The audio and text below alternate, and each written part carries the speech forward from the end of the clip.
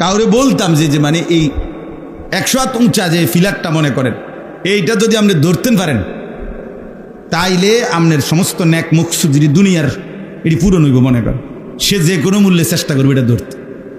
কিন্তু যদি বলেন প্রতিদিন এক বসায় সুন্দর করে 1000 বার দুরূদ শরীফ একদম নিয়ম মাফিক মন দিয়ে একাকি পড়বেন, দেখবেন নবীর সুপারিশ পাবেন। দেখবেন আপনি এইখানে আইসা আপনি অধিকাংশ লোকে আর পাইতে, যেটা আমল ধারাবাহিক করতে হবে ওইটার মধ্যে লোক পাওয়া যায় কম, আছে নাই যে এটা না, কিন্তু ওই আশ্চর্য কিছু কইবেন, হ্যাঁ এটার জন্য কি রাজি।